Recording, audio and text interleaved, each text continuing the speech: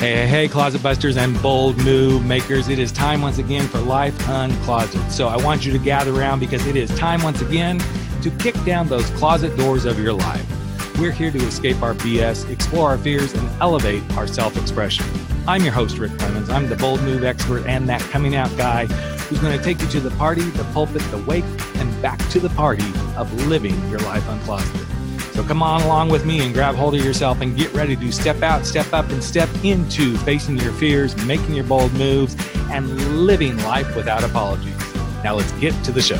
Hey, bold move makers and those ready to come out of the closets for your life. It is me, Erik Bergman, host of Life Uncloseted, and we are back with another episode. And I just wonder if any of you have ever been like really riding high on life. Everything is going great. You're making great strides. Success is flowing. Everything is good. And then bam, slam, suddenly everything goes to shit. Well, sometimes those are the closets that we've got to come out of, is when everything comes to a halt and you realize this isn't what you're meant to be doing and something else is waiting for you around the bend, but you don't even have any idea what that's all about. And today my guest, Erik Bergman, is coming to us from way across the world from where I am. He is in Malta, and we are just really excited to have him here because he's going to take us on a little bit of a journey of what it means to be riding high and then going to your lowest low and then finding something that you least expected to take you forward. So Erik, I'm really excited to have you here, man. Thanks for joining us.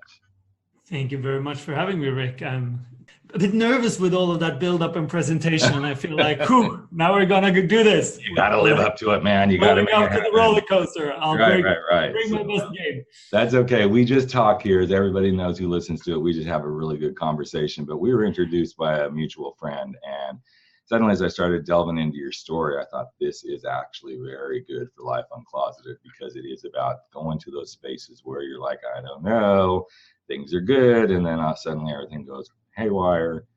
So let's start with your story. Tell us a little bit about your background, Erik.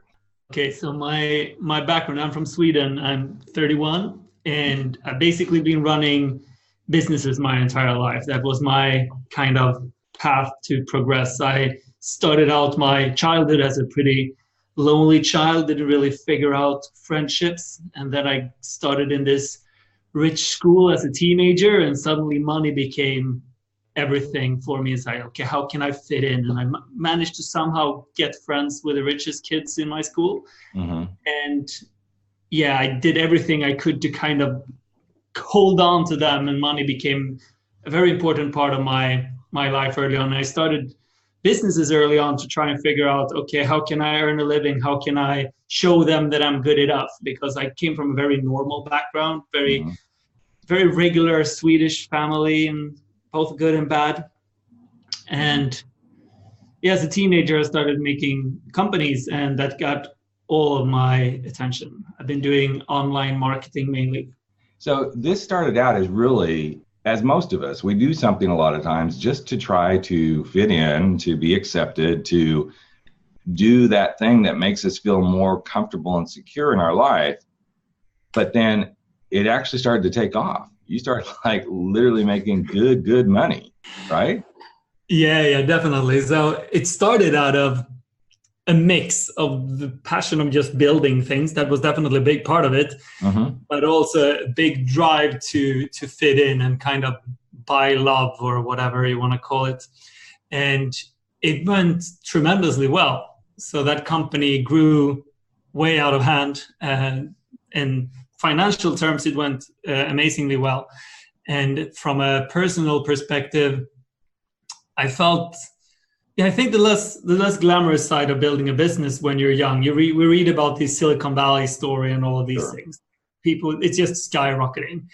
And we usually just look at it as this rocket going straight through the sky. What we don't see, or at least what I experienced, was that as a founder of a business like that, you're just trying to hold on to this rocket as desperate as you can. And if you're falling, well, then you're falling to the ground. And that was my experience. We had investors in this. We did an IPO, so we took the company to the stock exchange, and I was just desperately trying to hold on to this rocket, and that became my entire identity.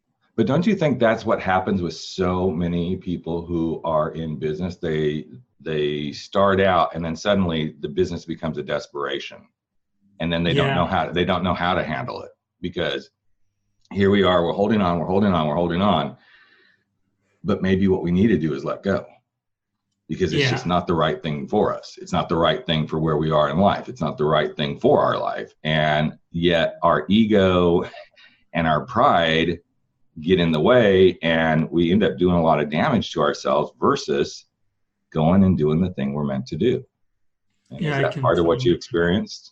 Totally relate to that. So basically, I put ego and my identity into building this business as big as possible and as fast as possible in a way that it wasn't healthy.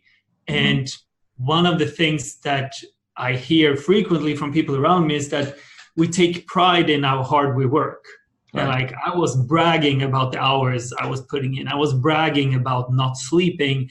And looking back, I can say what a dumb fucking kid I was doing that. But the place I was in, and the growth of the business became so important to me. And I had pressure coming on from outside, but I think most of the pressure I put on myself, because I wanted to live up to this identity of a business hero or whatever. And just as you say, the healthiest thing would probably be to just let go, but the ego were just holding on to something. And I know so many people do this. I mean, I've seen myself do this in my own business, where I hold on to something and then I'm like, wait, if I let that piece go, which is a coming out story in itself, to like, okay, I'm going to let this go because this doesn't work. But it's so hard to let those things go that oftentimes once that one piece, and it doesn't mean you have to let the whole entire business go, but it may be one piece in the business, let it go, then everything else starts to work, or you start to see clearly where else you should be doing something. And I think this is where many entrepreneurs miss it, is they try to do all these different things when really they need to let a few of those things go and do the one thing that really works. Yeah, for sure. And I think a lot of entrepreneurs are, so we're living in a culture where money is the most prevalent religion. We all believe in the religion of money, I would say.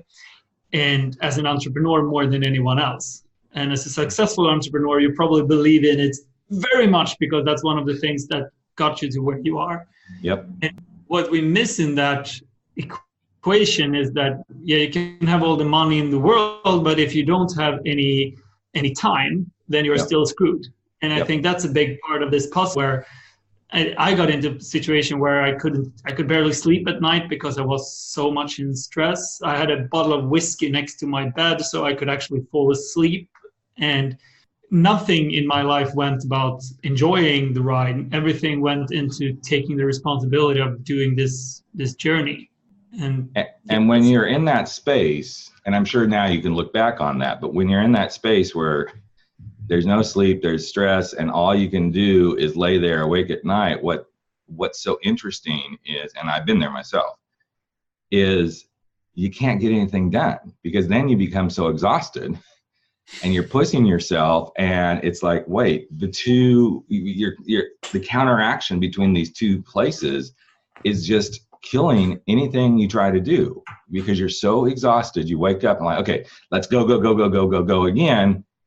And suddenly you don't have the steam, you don't have the energy, because you're constantly living in this battle of, okay, let's go. But then at night you don't turn off either, and you're going. And pretty soon you just start to break down. So I'm curious, did you have any like physical, like, did you go through some physical stuff? Like, did you like suddenly, I know for me, when I went through my coming out journey, I was under so much stress that I suddenly I lost like 100 pounds. Because I was not eating. I wasn't eating right, for sure. But the stress was just like, okay, this is just killing me. It's taking it out. Did you have any physical stuff going on for you during this time? So I think the main thing with these kinds of things, I didn't have any like big moments of now it shifted to the worse or whatever happened. Right. So I don't think I was aware of how drained I was of energy, because it's like a slow moving trend over a long period of time. And anything that goes slowly is impossible to kind of feel. I mean, You're not going to see your own your kids growing up, you're not going to see them getting bigger and bigger. But if you look at someone else's kids, they're like, whoa, what happened? Mm-hmm. So I think my kind of exhaustion came like a growing child. Like I didn't notice it from one day to another, but I can see now looking back, like, whoa, I was in bad shape. I didn't have any like passion in life. There was nothing I really enjoyed. It was all of these things that were just pushed down, like it was a gray fog around everything that I wanted to do. So it's not like I can pinpoint one specific thing, but I can see how that was just prevalent everywhere. And I think a lot of people miss that piece. Because it can be so prevalent everywhere. And even though mine was manifested in like a huge amount of weight loss, there was so much in every aspect of my life that was just stress. It was, how much money do I need? What are people going to think? And interestingly enough, 6 years later, I went through a very similar situation where I ended up getting laid off. And then that's actually when I started working for myself. But in that moment that I made the decision to, okay, well, let's just see. And it wasn't like, okay, suddenly I'm going to run a business. I kind of say it was, because I know now intuitively that's what it was. But at that moment, it's like, okay, I'm just going to get some consulting gigs till I find something new, right? But in that stress, it became the same thing as coming out of the closet. It's like, okay, I got to do this because I don't want anybody to know that I can't handle this. I don't want anybody to see that I'm not doing well. I don't want anybody to see that I'm all that stuff.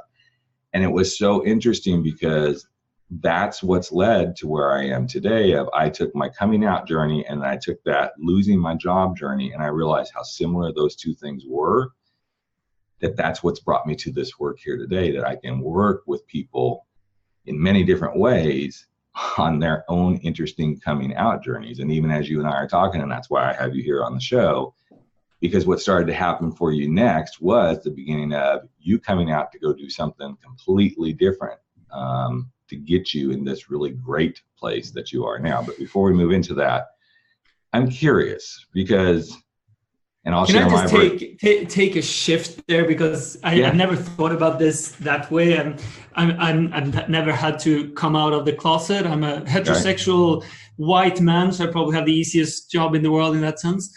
Yeah. But something that I've been going through that I could really relate to now, and I've never thought of it as a coming out situation, is that me and my fiance, we have very different sex drives, which has been a big challenge for us. So especially early on in our relationship, I was very sexual. I'm still very sexual, but I became very needy. And the more I was kind of needy and wanted sex of her, the less of a sex drive she had. And to be, in my world, pretty much the most humiliating thing that could happen to me, or at least that I could imagine, was being with a girlfriend who didn't want to have sex with me. And that was also the most suffering kind of situation I could imagine. I mean, there are definitely lots worse things, that in my small little world, that was it.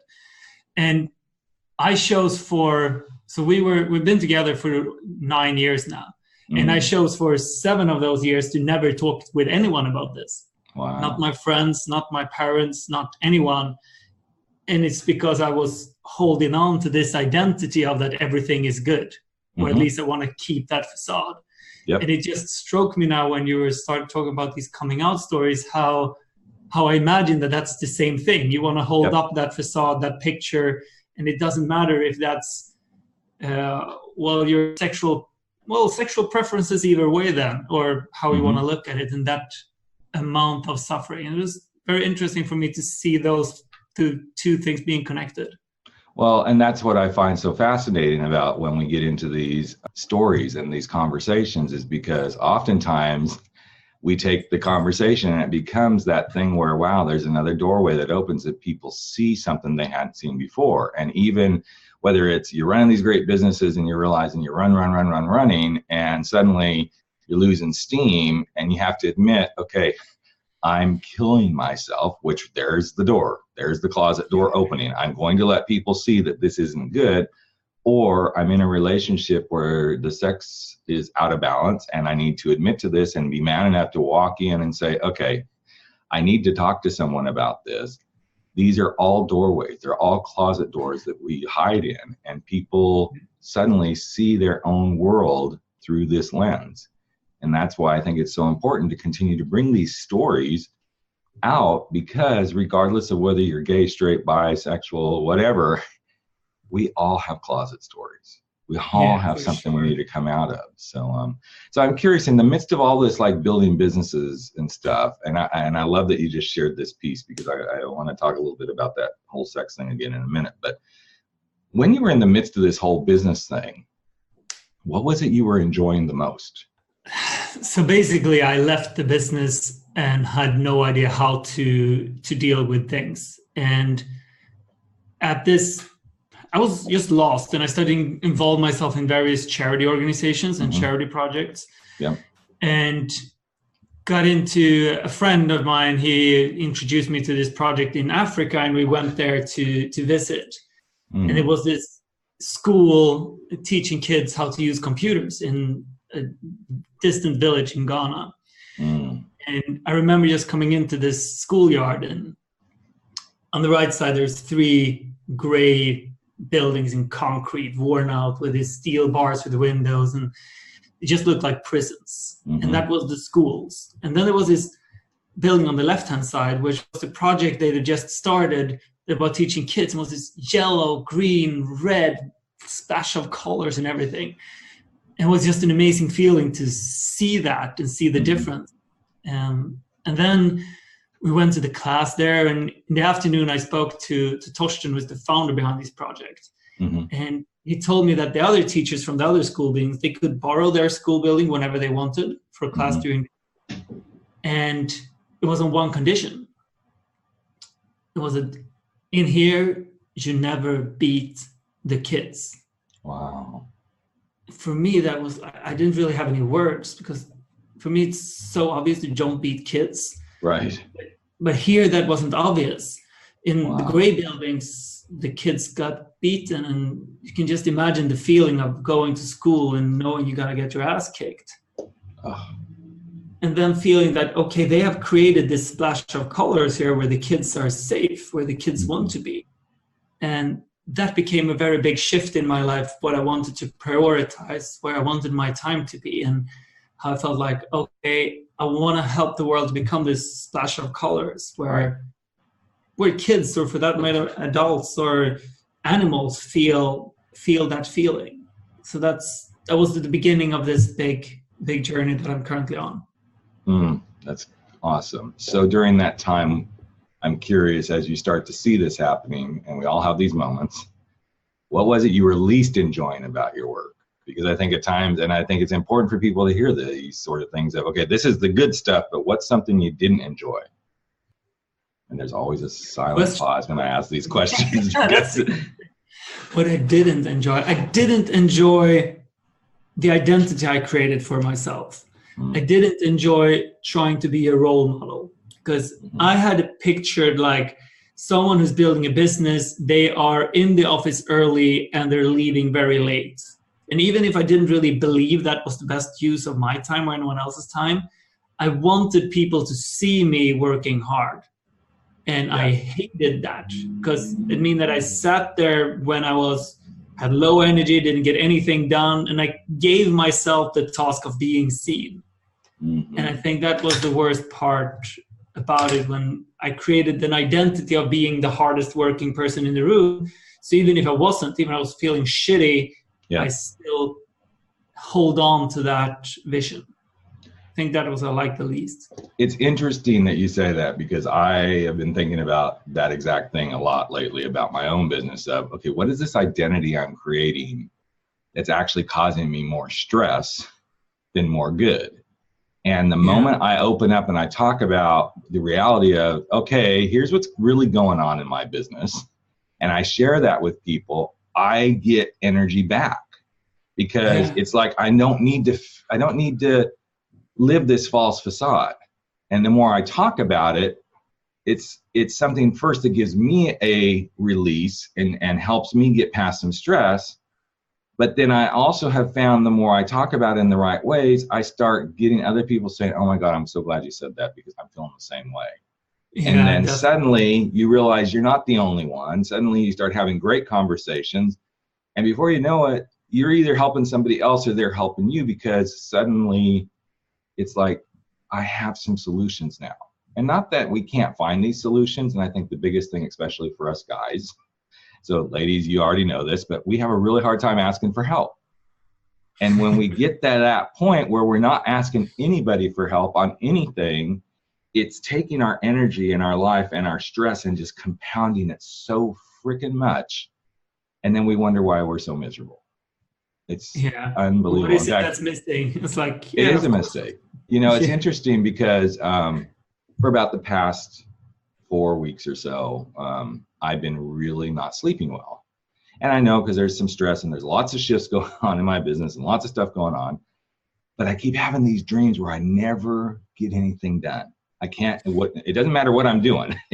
Whatever the dream situation is, from weird stuff like being in surgery, doing surgery on somebody, to stuff that has nothing to do with what I do, to like just getting through a game or something.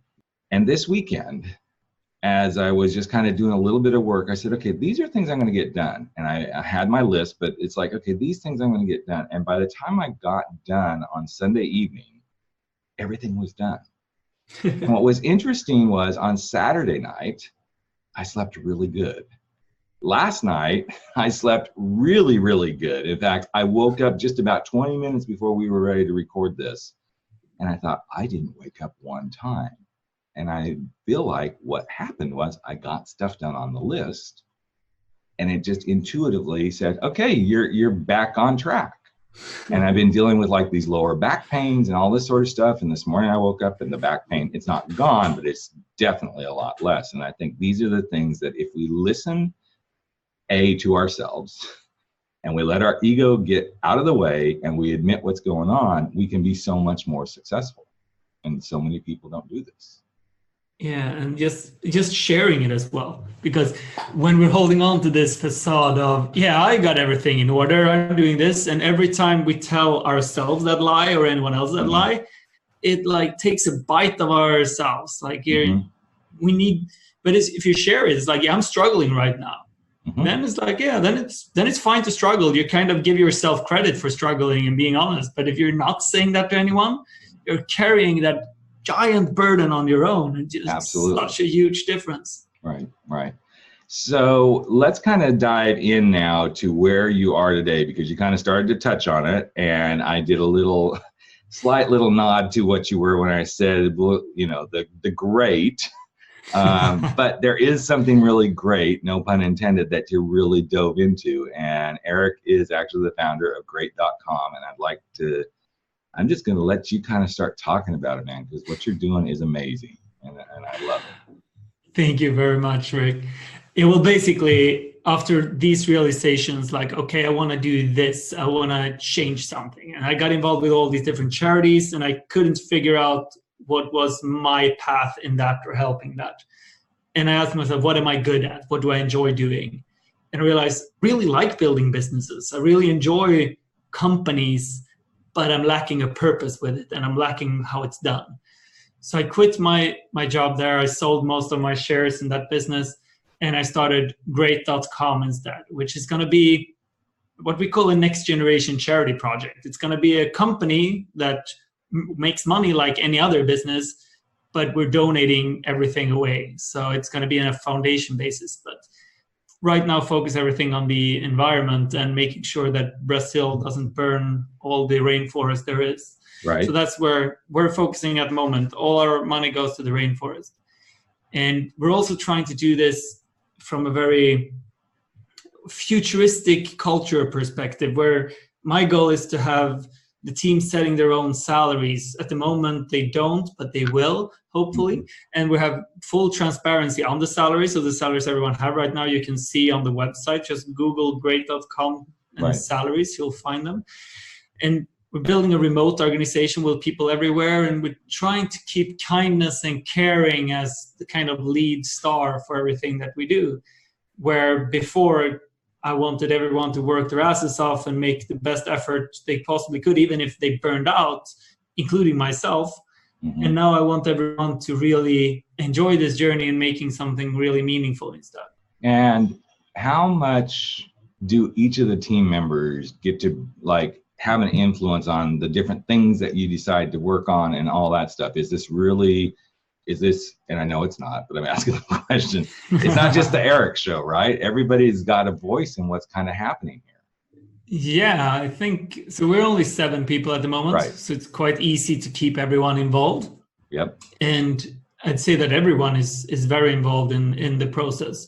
Mm-hmm. What I'm trying to do is to be the one who always speaks the least, which is hard, or at least always the one speaking the last, which is something Simon Sinek talks a lot about, like leaders speak last.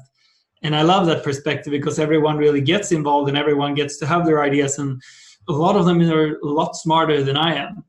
So I'd say that everyone is very involved. At the end of the day, it's my word that has the most weight because I'm the one paying the bills at the moment.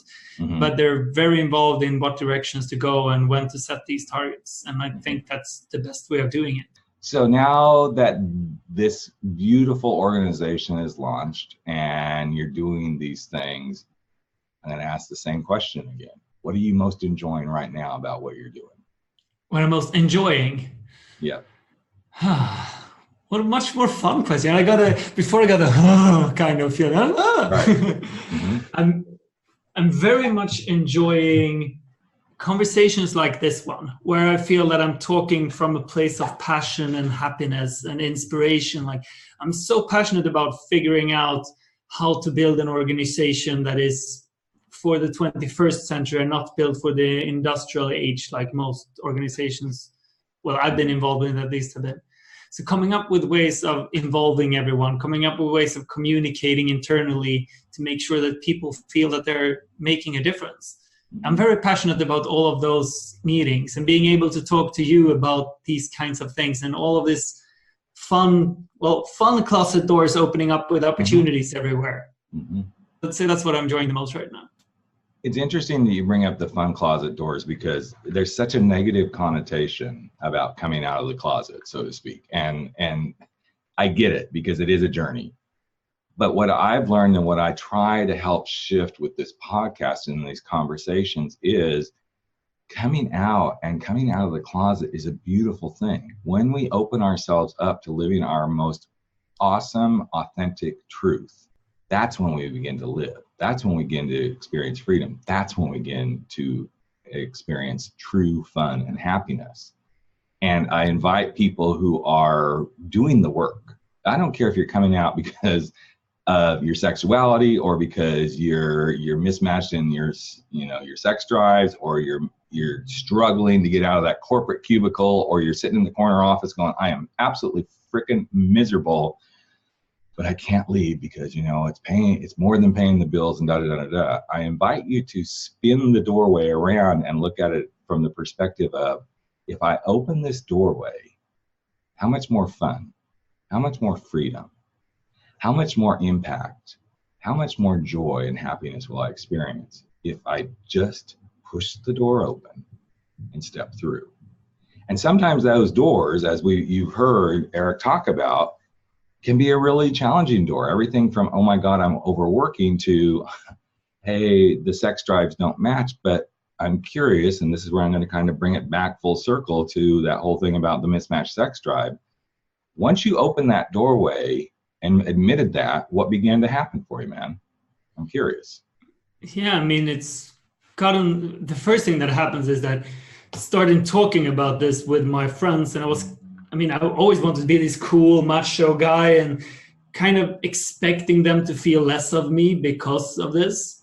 But when I was sharing it, honestly, like, I'm in this kind of pain, I'd say the same thing happened as you described before, that you kind of gave strength to others and they kind of get strength to you. So you kind of build on each other's pain and with empathy and kind of got to grow. And I found out that there was a lot of other friends of mine that struggled with the same things. And it's like a very common problem, actually, was something I wasn't aware of. And the more I've been talking about this, the easier I've been dealing with it myself. And also the better it's actually been getting for me and Johanna, my fiance, because we are now at a place where we can talk about this and how to deal with it and making progress. Right. Which for the first 7 years, we made zero progress. And now for the last 2 years, we've actually taken little small steps to the right direction all the time. It's a wonderful thing to start opening that closet door. And I think a key thing that I started thinking about when you talked about these closets in general is that even if it's a very painful project to open that door, regardless what the closet is, yep. I think it's important to think about, okay, if I don't open this door, if I sit in this closet, whatever it is, for the next 5 years, 10 years, how much pain am I compiling together doing that? And is it really worth to take that amount of pain over that long time? Or is it worth to rip off the Band-Aid and deal with the pain right now? I'm really glad you said that. It's almost as if you're in my mind of like when I'm working with someone, because that is exactly one of the things I have them question. What will happen to you if you do not open this doorway and walk through? And it's so interesting because I recently started working with someone, and the very first inquiry that he sent to me was, if I don't do this, I will end up being an alcoholic and a very unhappy person. Yeah. It's like we know where we're headed. All of us do. We intuitively know these. I mean, okay, do we know 100%? No, but most of the time, intuitively, we know what's going to happen to us if we don't do certain things. Yeah. And yet we continue to go down that path.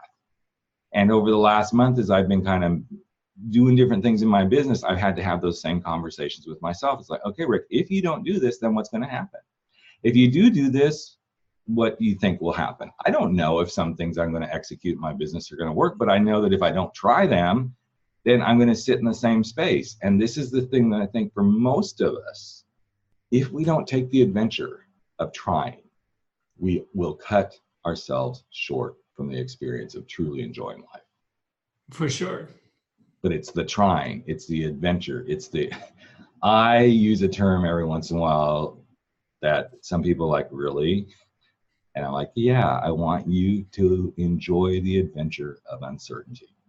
And they're like, that makes no sense. I'm like, yes, it does.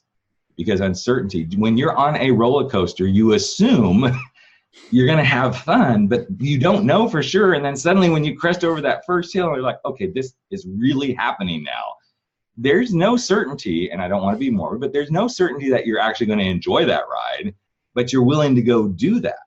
And I think most people, if they started to look at the uncertainty of life and saw it as an adventure, they would change the way they start to look at things. If you had seen your disparate sex drives as a never-ending, never-solvable solution, you would have been miserable.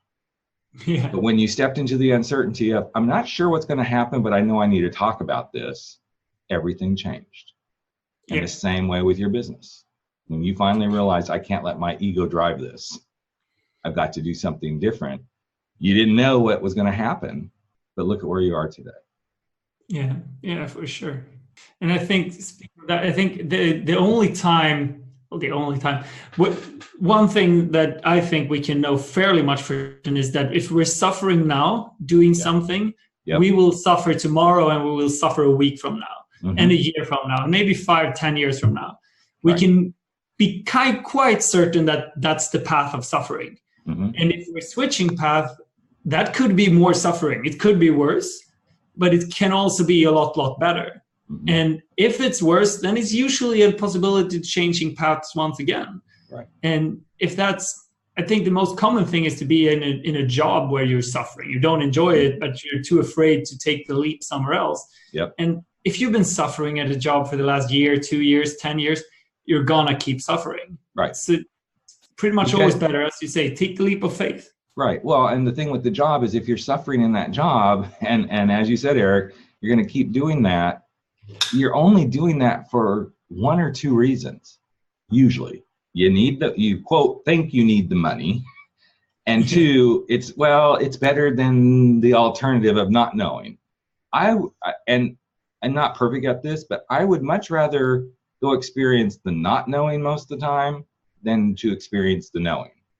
Because even though the knowing, it can be comfortable, and you know, I'm not gonna say 100% of the time I'm good at, like, let's go experience the unknown, but it's so much better and less stressful. If you really allow yourself to step back and think about this, you're sitting there in that job that you're absolutely freaking miserable at, and you think about all the energy and the stress and the exhaustion and the sleepless nights, and then you go, okay, but what if I take the next step? Well, you don't know if there's some stress, but you don't know that it's the same stress as what you're experiencing. You don't know if there's less money or more money, but you don't know. So we're putting all these stories together based on our current experience or a past experience, when the one thing that we can never know is what the future really holds. And to me, that's where the adventure is. What is the adventure beyond what we already know? So. Yeah, for sure. Well, this has been an awesome conversation, man. I love what you're doing. It's great.com. He's doing amazing things with his team out there in the world. And before we wrap it up here, Erik, if you were to just invite somebody to do something that makes them feel uncomfortable, to go create their own great.com, so to speak, what would your best piece of advice be about getting past the fear or getting past your ego, or anything that you feel like has helped you the most in stepping away from where you were to stepping into where you are now? Something that helped me was this analogy that a guy named Peter Sage shared with me once. And he told me to think about my life as a movie. And when I see myself in a movie, obviously in my movie, I'm the star. And everyone else is an extra. And that's the way everyone sees their own life and their own movies. And no one really cares what happens to the extras.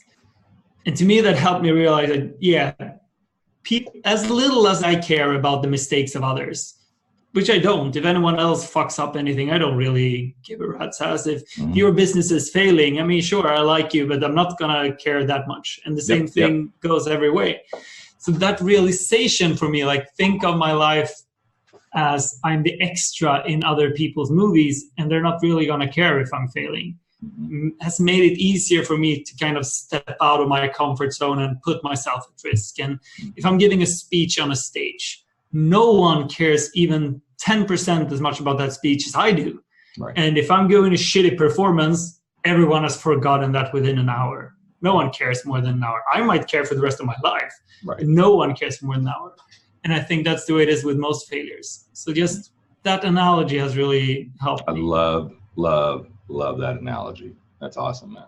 It's such good advice to wrap this up with. So I want to invite everybody to check Erik's workout. It is great.com. I'll have all the links up on the website, and go check him out. See if you can get involved, do something with his organization, and realize that you are one closet door away from stepping out into your own greatness. So, thanks for being here, man. I so appreciate you.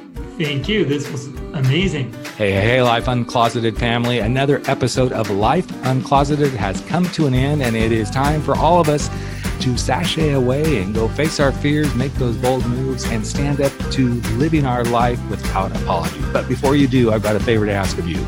Would you hop over to iTunes or Spotify or Podbean or wherever it is that you're listening to this, and just give us a little bit of love if you like what we're doing here at Life Uncloseted. Here's what it does. It helps other people find the show. It helps other people get to know what we're all about. And you just might help change a life. In fact, if you really want to change a life, we'd love it if you just ask a friend to take a listen and see what they think. So that's it.